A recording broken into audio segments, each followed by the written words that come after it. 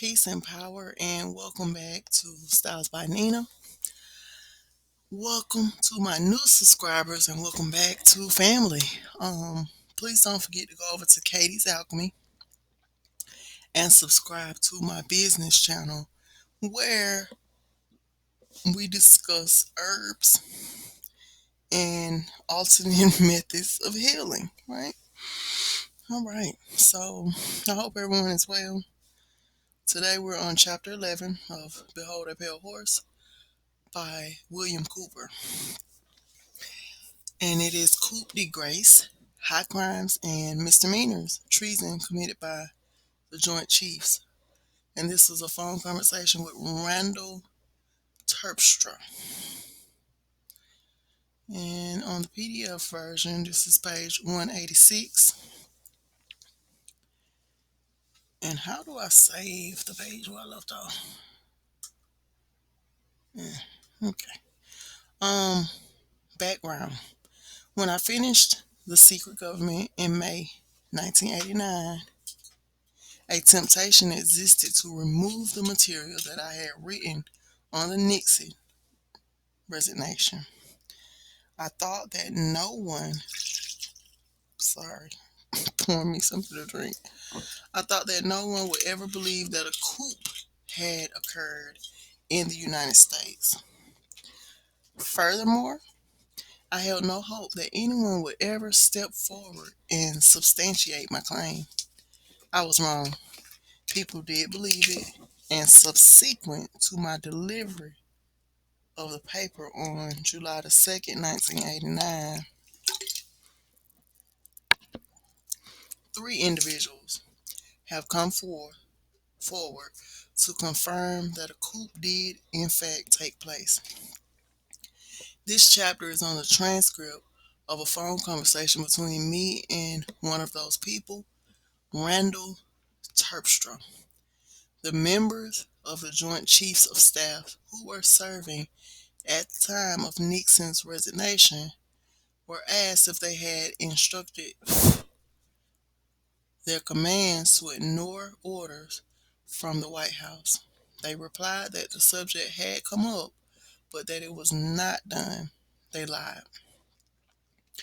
Confirmation of a coup. Randy. This is Randy. Hi, Randy. This is Bill Cooper. Hello, Bill. You left a message on my phone. I didn't get to hear it because my wife took the messages off the phone and wrote them down. I have no idea why you called. If you'll let me in on it, Randy. Well, I have a copy of your documents that were provided in me by a friend. And two things. One, I'm missing a page on one of them, the one that you titled Operation Majority, the final release. It looks like I'm losing page 3 because on the I have page 2 that says MJ12 is the name of the Dada Dada Dada under the leadership of the director, and then it flips right over, and the first line on the next page that I have says means Maji control. I appears to be missing a page on that one. Okay.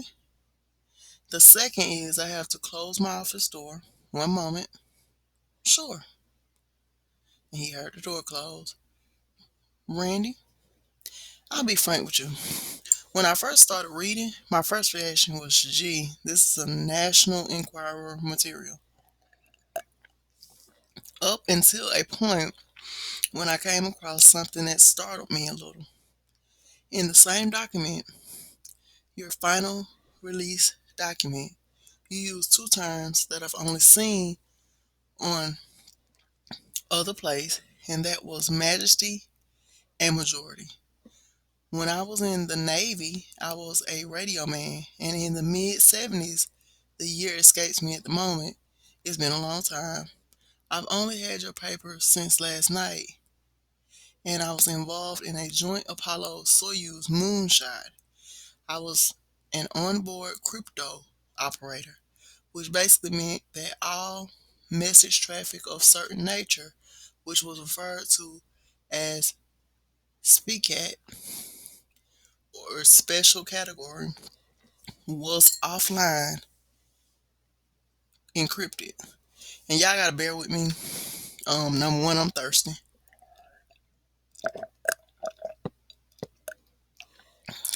Y'all know how I do. I'm so. Woo, okay.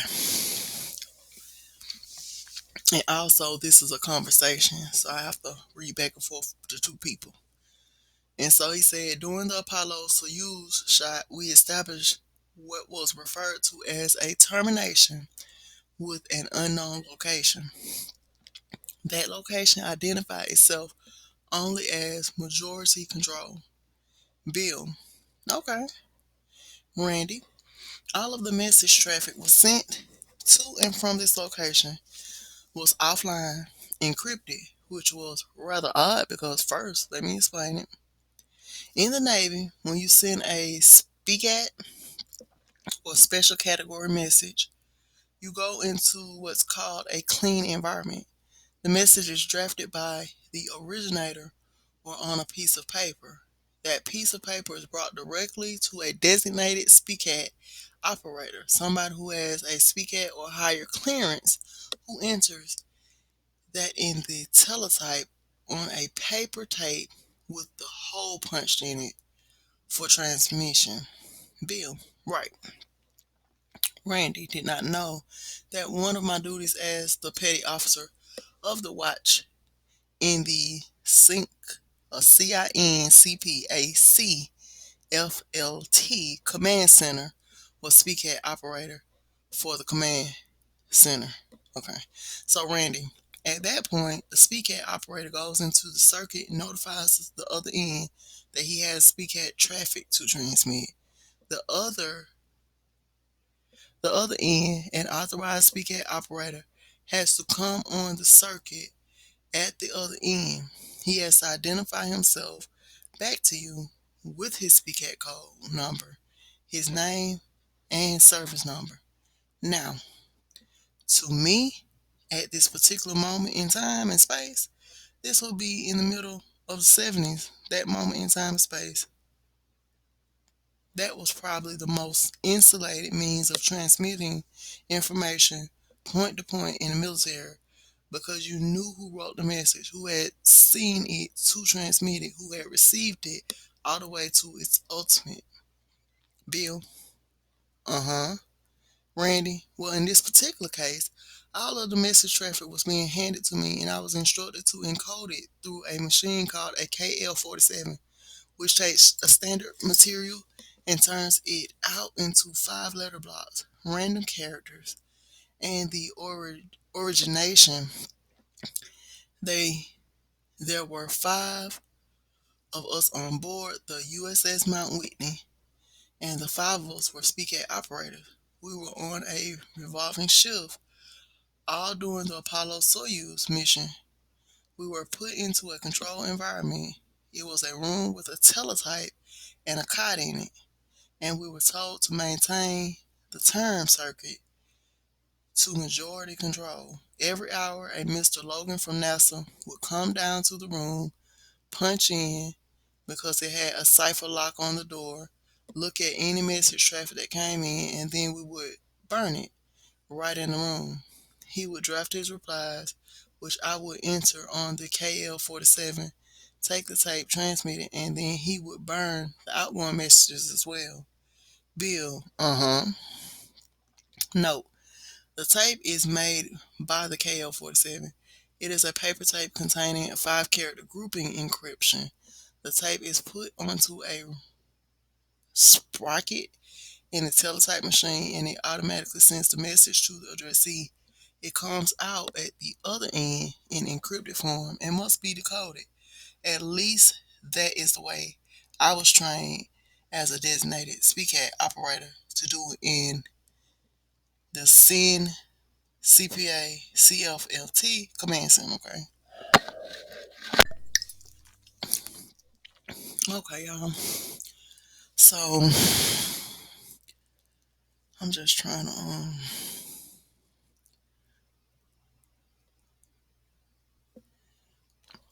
really see.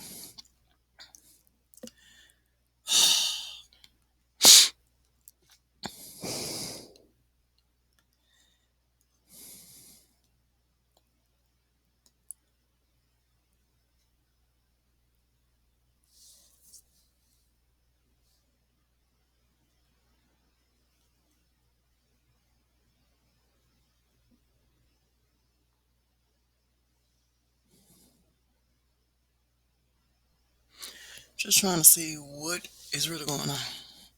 All these letters in Canada. Okay. I don't remember a lot of what was sent because it was very, very busy times. We had so many civilians on board the ship that it was an incredible amount of work going on. Bill, I can't imagine.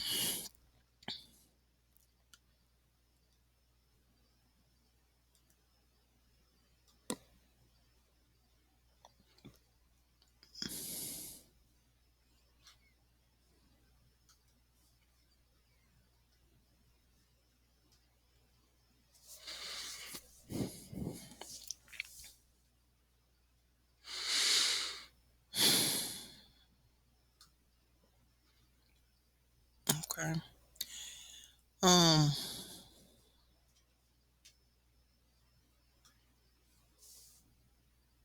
Randy, I do know that hourly, and y'all gotta pardon me, I'm trading and reading, okay? If you don't have patience, everybody know how to do what the people that's been here, Um, Randy, I do know that hourly we receive a report from Majority Control that was headed. Now, this is after I've decoded it. The heading was always Majesty Advisory over and over again. Bill, okay. No, Majesty Advisory messages were sent by SIN, CIN, CPA, CTLT to update or inform the president personally of beginning, ending, or ongoing operations that could result in serious repercussions to the United States, i.e., the bombing of North Vietnam, after the president had informed the American people that no more bombing would occur. And so, this was some type of special communication. Now, Randy. Now, after doing this, I was on for 4 hours, then off for four, then on for four. We did a rollover like that for the whole Apollo Soyuz mission. The other thing that I saw that tipped or tripped me off a little bit was the terms IACs, build, identify alien craft. Randy, they, that was never, they never spelled out the acronym. It was just IACs, build, fantastic. Randy, it was recurring through all of this message traffic that I was sending. Bill, Randy, you are a godsend. Where have you been hiding all these years, Randy? Well, it's how I came about getting your document is a long story as well. But when I read through it, it was just like a floodgate opened up and these memories kept coming back. Bill, right.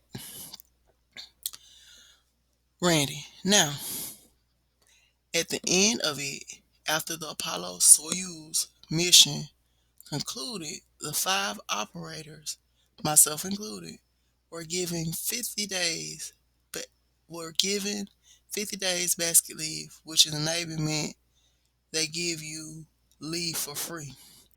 Bill, sure, yeah. Randy, they didn't dock you for it. Bill, go home, get drunk, and forget about this. Randy, exactly. Bill, yeah.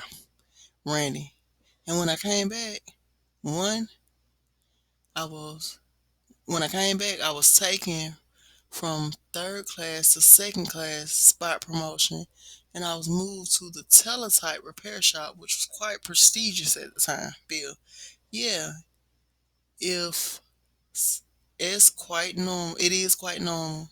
If y'all see, when you're exposed to this material, they either snuff you or promote you. Randy, well, I've lost contact with the other. Well, I mean, we had a ship reunion a couple years ago, and it never occurred to me about these other guys. But I don't have a conscious memory of seeing them. But as I said when I read through this, it was rather startling to see things that that I'm aware of. Bill, Randy, I I'm really interested in that missing page actually. Bill, yeah. Was there anything else that you can remember that Randy? No. That's I guess that's it. I mean at the time it didn't mean a damn to me. I mean, being a radio man, we pump so much traffic through that ship. Mount Whitney is amphibious communication command ship. Bill, yeah, I'm familiar with it. Were you in the Navy at the time that Nixon resigned? Randy, no, I was not. Bill, Randy, I was acting as a consultant to a company that was doing work for the U.S. Marine Corps. So, Bill, were you in the communications that time? At that time? Randy, yes, I was. Bill, do you remember a message that came to military commands? Let me see if I can remember the exact words. I believe the message said, Randy, upon receipt, you are instructed to no longer accept direct orders from the White House. Bill, right. Randy, actually, they didn't use the term White House, they used the term top hat. Bill, top hat, I remember White House in the one that I saw. I was aboard the Oriskany when I saw this, Randy. I was working with a lieutenant colonel AP Finland as a civilian consultant on a device called the MCC-20, which is a multiplexer device. Bill, his name was Finland or Finn. Randy, Finland, Finlon, and he was the recipient of the message. He was the S3 operations director for the 6th Marine Amphibious Brigade. Bill, okay. You realize the implication of all this, don't you, Randy? You know what's happening. Randy, yeah, I've taken a liberty with the documentation you sent me, and I forwarded it to someone else. Bill, okay, I'm in dire need. I'm trying to do this as quickly as cleanly as I can to get the people in this country to wake up, or we're going to lose it. And and if I'm fighting a battle pretty much on my own, there are people rallying around and they're helping out, and I'm getting bits of information here and there. I need people who have the balls to stand up with me and say what they saw. And I understand that, when anybody does that, they're putting themselves in danger.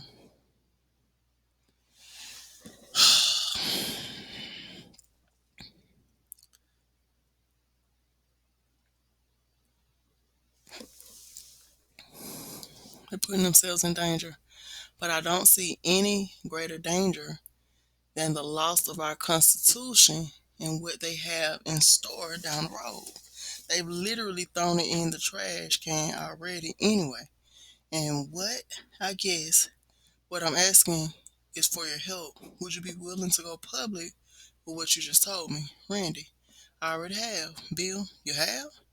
Randy, I forwarded your manuscript along with exactly what I've just been told you to Lieutenant Colonel Robert Brown, the director of the Soldier of Fortune magazine. Bill, fantastic. Randy, I spoke with his secretary on the phone, described what it was all about. She in turn passed it on to him. He said, send it to me quick. Bill, fantastic. Randy, if anybody Soldier of Fortune magazine has the biggest military following of any publication in the world. If anybody was in the service who saw this stuff, it'll be them. Bill, fantastic, great. Do you mind if I use the information that you told me? Can I say that someone has corroborated what I've said? Randy, absolutely. Bill, can I use your name? Randy, yes. Bill, what's your last name? Randy, Terpstra. Bill, let me get your address. Randy, 130 Foothill Court, Morgan Hill, California, 95037. Bill, your first name is Randy? Randy, my first name is Randall. Middle name Wayne. Bill, okay, Randy.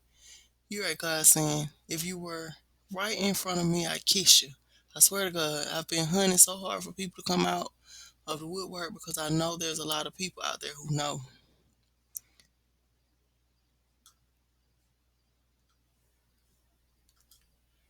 Yeah, give me a minute. Okay. Oh, news hit. Okay. That's explainable. Okay. So,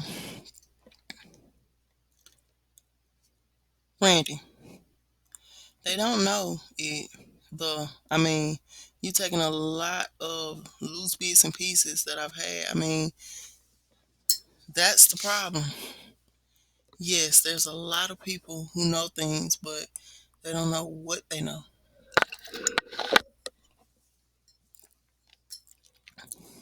Bill, yeah, I'm sure of that. And if it's so compartmentalized that what they know they don't believe is wrong, Randy. Well, one of the things I'm really stirring up some controversy about is I want more information about the NRO. And the one person who can get it is Colonel Brown, if that exists. Bill. Well, NRO is National Recon- Reconnaissance Organization that first put together the Delta teams, which were specifically assigned to security of the alien task projects. They've since been used for all kinds of other things. Now there's a different NRO that you have to be careful you don't get wrapped up in, and that's the National Reconnaissance Office, which is responsible for the spy satellites. Randy, to even throw a little more smoke on it, do you know Colonel Charles Beckwith down in Florida? Bill, no. Randy, Colonel Charles Beckwith was the one who came up with the whole term Delta Force. That's that rescue, the hostage rescue group, the Green Beret Unit. Bill, Randy. Now he originally wanted to call it something else, and the White House pushed Delta Force down his throat. Bill, do you know that I talked to Barbara Honegger?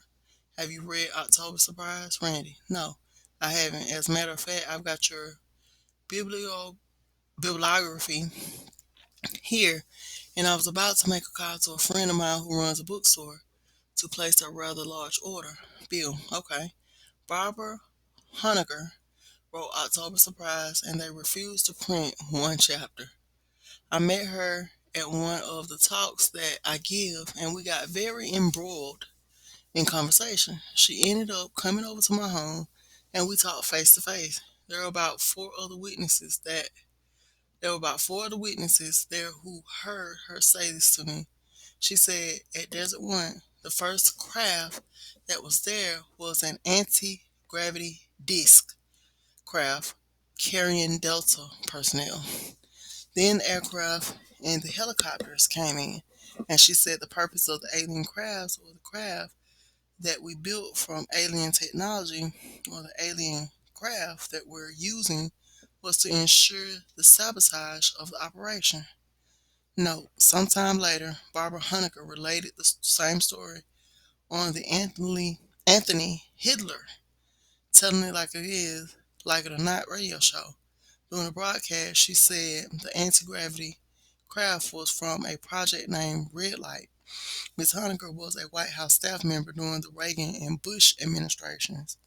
Randy, that makes sense because I have some 8 by 10 glossies of that Jolly Green Giant that caught on fire and burnt. Bill, Randy, I have some real problems with that. I'm a military nut. I spent my time in the Navy and I've since been associated with a variety of military groups. Bill, yeah. Randy, I have some pictures of that photo of the helicopter that were their black and white AP photos, and it shows a burnt pattern that starts at the nose of the aircraft and goes back across the fuel tanks. They don't originate in the fuel tanks, so how in the hell did that helicopter catch fire right at the cockpit and outside of the cockpit on the fuselage? Bill, that's a good question. The alien beam weapons will do that though. Randy, now ask a new question. Uh huh. Randy, the beam weapons you refer to, do they leave a pattern on the material? A wavy, ripply pattern? Bill, that I don't know.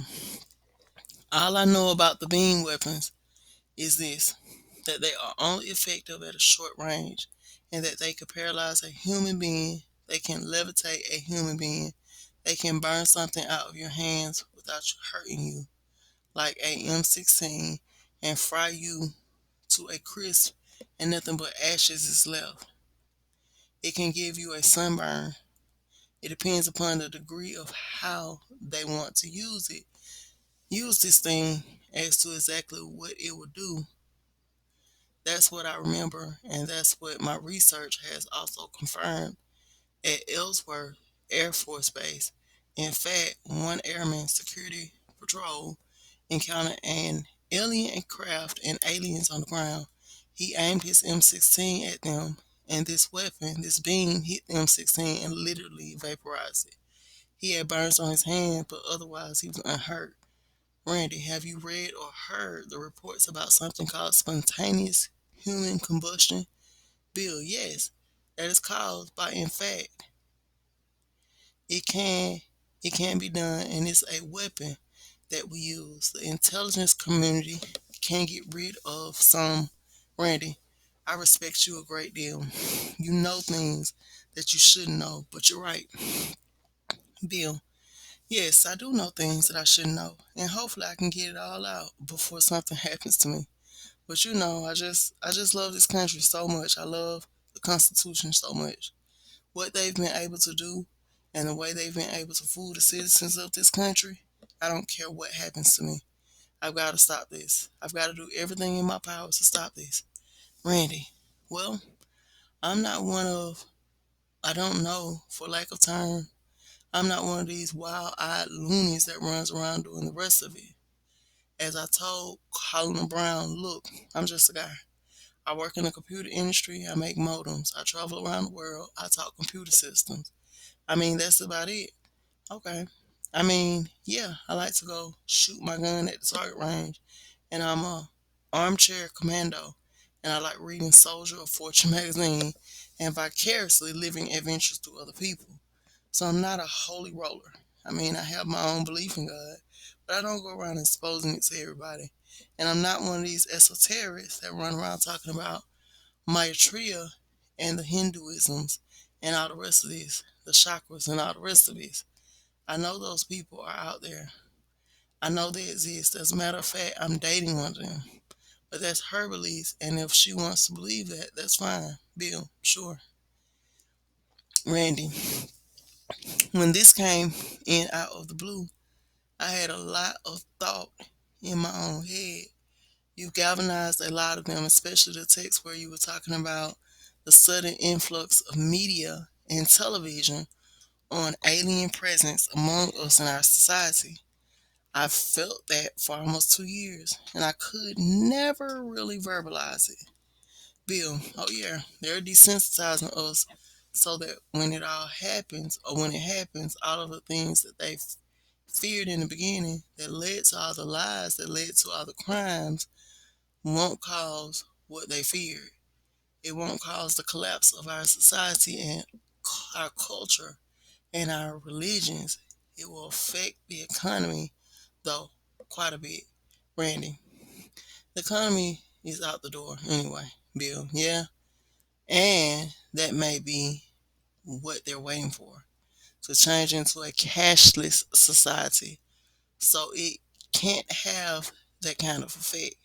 Randy, yeah, there was an awful lot. You see, I have my sister and my mother are both, let's say, God's Green Berets. You know, they're super religious type, God bless you and come to church type thing. And they're urging, I went through the Bible and I read it. I read it 4 or 5 times, and every time I came back with it, I kept seeing different things. And I have my own views on life and on a variety of things. And until I read your material, it never really galvanized me into thinking things. Now, like I said, the only thing I can relate to is you. Relate to you is what I experienced during the Apollo Soyuz shot. Bill, that's great because what you experience, there is just confirmation of what I've been telling everybody. There's a secret space program. There's a control group called Majority. The president is called Majesty. In connection with these things, what you were getting, the Majesty advisory messages were to keep the president updated. Randy, you know the real funny part about all of this, of all of that, is a guy who would come in and was using our facility. His name was Logan. Mr. Logan. His title was supposed to be communications coordinator, but I never seen him do a damn thing except come into that room, read traffic, draft a reply, and then go back up to CIC. Now, we were in what was called the GENSER, General Service side of communications. We weren't the spooks. The spooks had their own little quarters over on the other side of the ship. Bill, sure. Randy. But we did have the KL-47 and the rest of the NASA types. The civilian types would come down to, we had a message window in the hallway, and they would come up and they hand their outgoing messages in the window, and they would go out on the general service circuits. The only stuff that was handed was the was traffic for majority control with Majesty advisories, and that was it. And a lot of it, like I said, was a lot of textual data. I mean, there was tons of text, and it was all couched in technobabble that I didn't really understand. But I do remember the acronym for IACs everywhere. I mean, completely repetitious, Bill. Oh, yeah. You know, Randy, you know that's as much as I can offer you, Bill. Do you remember the messages? Do you remember where the messages were sent for majority control, Randy? No, the location of majority control was never disclosed. The only thing I can assume is that it was somewhere north. The ship was anchored. Well, we weren't anchored. We were at what was called a sea anchor, which I'm sure you're aware of. We were on a east-west axis so that all of our antennas could be brought to bear on the western horizon because that's the way spacecraft was coming around. The antenna that was assigned to my circuit was an antenna called RLPA, or rotating log periodic antenna, which is a very, very directional antenna, and it was pointed north. Bill, what was north of you at that point? Randy, through Greenland. Bill, through Greenland? Okay, very interesting. Also, I'm glad you saw the message about Nixon because everybody thought, sure, that if anything was wacko, that was the wackiest thing I said. Randy, actually, no. That one made complete sense because those days surrounding Nixon's announcement, you said that message was sent 5 days previous to his announced resignation. That 5 day period, if I do remember my history correctly, was extremely turmoil. And if you go back to the New York Times and read in depth the political commentary during those days, what you're going to find is that there was a awful lot of turbulence. I mean, 5 days prior, there were a lot of steps being taken. It would not surprise me if that message would have been promulgated and sent 5 full days prior to the public announcement, because the public is always the last to know. So I found that the most realistic of the things that were in here, Bill, fantastic. God is answering my prayers. Oh wow, it makes me so happy. Listen, Rondo, I've been taping this whole phone conversation. If you want me to destroy this tape, I will. The reason I do it is I never know when somebody's going to say something that is important or not. Randy, I have nothing to hide from you, Bill. Bill, okay. But I just want you to know I've never betrayed a source or used a person's name when they ask me not to. I've never used a tape if they ask me not to. If they ask me to destroy it, I always done that. I try to work with everybody in the manner they're comfortable working with, because my goal is not to embarrass or hurt anyone. It's to stop this thing that's happening. Randy, well, you got another recruit. Bill, fantastic. Randy, question? Bill, sure. Randy, who is Linda Howe? Bill, Linda Moulton Howe is a TV producer who, I don't remember when it was, 7 8 or something like that. She made a film called A Strange Harvest about the animal mutilations, the cattle mutilations. Randy, yeah, because in your notarized statement, you make reference to her. Bill, yes, she contacted me along with a whole bunch of other people, but I tried to pick out the people who I thought were the most professional and the most likely to stand up under scrutiny or attempts to discredit, and I figured she was one of those people. So, Randy, I think where you're at right now with the data you have is, it's time to try to get it in front of people. Bill, yes, that's what I'm trying to do, Randy. I'm in the process of, as a matter of fact, when you called, I was drafting the cover of a fax that I'm sending to KGO Radio, which is a local radio talk station. It's a clear channel station. It's heard all up and down the West Coast. Bill, great, fantastic, Randy.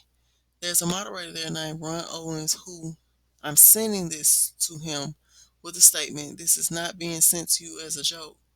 It's being sent to you as something that I think you should take a minute and just read it. And I've asked him to contact you. And basically, I said, Ron, if 10% of this is true, then we're in trouble. Bill, right. Absolutely. And there's a lot, when I give a talk or something, someone will always stand up and say, how do we know you're not just feeding us disinformation? And I say, just think about what you're saying. What I'm after is the truth. I'm telling you that what I saw in these documents and where my research has led me over the intervening 17 years, that's what I'm imparting to you. I want you to go and verify this or not verify it or prove it wrong or whatever you can do on your own. And I'm perfectly willing to listen to anything that you have to say. But just think about what you just said. If in fact I'm giving you this information, then you're in worse trouble than you ever thought of. It would be better if there are aliens, because there's not aliens. That means this whole thing has been perpetrated by the government for some purpose that we do not even know about. What it really means is that we got the whole human establishment against us. And that really opens their eyes, because it's true, Randy. You just kicked off another memory. And that is another story. No, Randy Terpstra called the Billy Goodman happening 2 days later during the week ending November the 4th, 1989, and repeated live on the air what he told me during this tape phone conversation. On Sunday, November the 5th, 1989, I played the tape to an audience of approximately 800 people at a Hollywood high school. When President Nixon gave his farewell speech, he said he would tell the American people the truth about UFOs. Like James Forrestal, Richard Nixon found himself a prisoner on the mental ward of Bethesda Naval Hospital. Unlike Forrestal, Nixon survived. He has remained silent. And so we just read chapter 11, and this was about a coup to keep Nixon quiet about UFOs. And so the next chapter we'll be reading is chapter 12, The Secret Government, The Origin, Identity, and Purpose of MJ-12, May 23rd, 1989, updated November 21st, 1990. And so, peace and power. And I'm out of here.